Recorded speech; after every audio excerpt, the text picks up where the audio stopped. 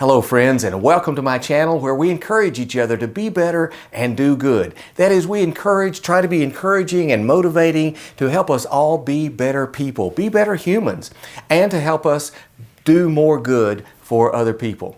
Well, today is the first holiday of the new year. Well, first one since New Year's Day anyway, right? And it is a day celebrating the birth and the life of a man who dedicated the majority of his very short life to doing exactly what we just said, encouraging, challenging, motivating us all to be better people, to be better humans, and challenging, motivating us all to do more good for others. Today is the celebration of the birthday of Dr. Martin Luther King, Jr. So first of all, let me give you a couple of interesting facts about Dr. Martin Luther King Jr., at least ones that I found to be interesting. For example, did you know that originally Dr. Martin Luther King Jr.'s name was not Martin Luther King? That's right. Originally, it was Michael.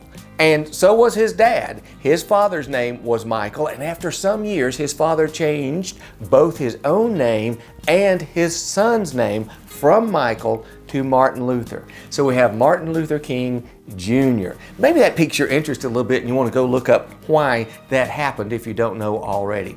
But young Michael was a very good student. He loved to read and learn about words. He was a good speaker and he wanted to get better and better at using words and have a lot of big words and understand their meaning and the English language and how to impart ideas to others. And in fact, he finished high school and started college at Morehouse College in Atlanta, Georgia at the age of 15. He graduated there at age 19, went on to divinity school, to theological seminary to become a minister, to become a preacher, and studied hard there. And then from there went to Boston University where he earned his PhD degree. So he actually was Dr. Martin Luther King Jr. Well, here's a little interesting story I found out that while he was at Boston University, a mutual friend, a lady friend, introduced him, or was trying to introduce him to a young lady from Alabama that he thought they might, or she thought rather, they might like getting together and dating and all this. A young lady named Coretta Scott. But Coretta, when she heard the news, she says, no, I do not want to marry, I do not want to date a preacher. And of course, that's what Martin Luther was studying to be, was a preacher. But we see there, not only was he good at language and learning and that sort of thing, but he is also very determined because, of course, you know the story. He did indeed end up marrying Coretta Scott. Well, so he goes on and finishes his PhD degree, and just before he finished that, he and Coretta get married in Alabama, and he gets his first job as a minister, as a pastor at Dexter Street Baptist Church in Montgomery, Alabama. So here he is, a young man getting his first church to pastor, finishing his education degree, just getting married, getting ready to start his family, relocating to Alabama, and just so happens, he's in the same city, Montgomery, Alabama, where there is a lady riding a bus, and she is in a seat in the bus, but a man gets on the bus, and the bus driver demands that this lady stand up and give up her seat to this man who has just gotten on the bus.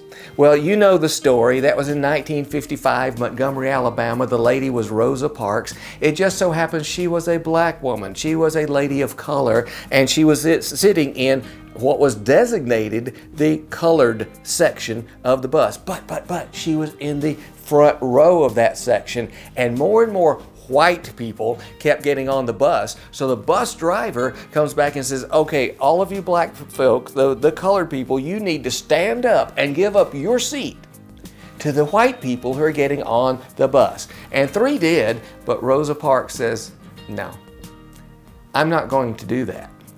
You see, she felt and she believed, and rightly so, that as a lady, as a person, as a citizen, as a human, she had as much or maybe more right to the seat she had already taken than did anyone else.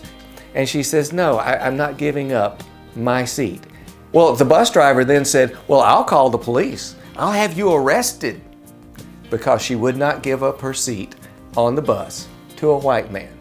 And she says, then go ahead. Well, he did. She was. It made the news. It made the headlines. And this event, getting into the news, is of course then brought in the help of the young, new, local pastor, Dr. Martin Luther King Jr.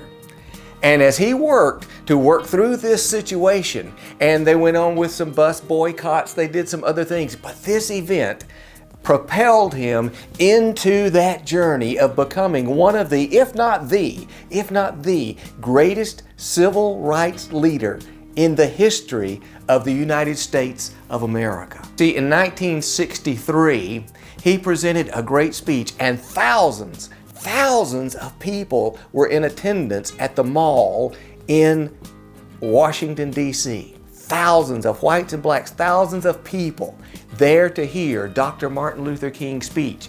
And he stood on the steps of the Lincoln Memorial and delivered a fabulous speech, a speech that has come to be known as Dr. Martin Luther King Jr.'s I Have a Dream speech.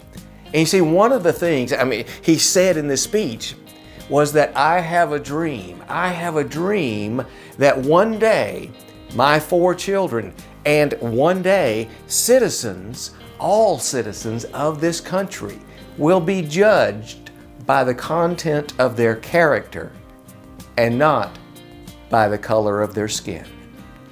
And this was what he really emphasized, what he really launched. He wanted people to understand we should not judge others just on the color of their skin, obviously. And he expanded that a little bit later to economic level, but we need to judge and be judged on the content of our character.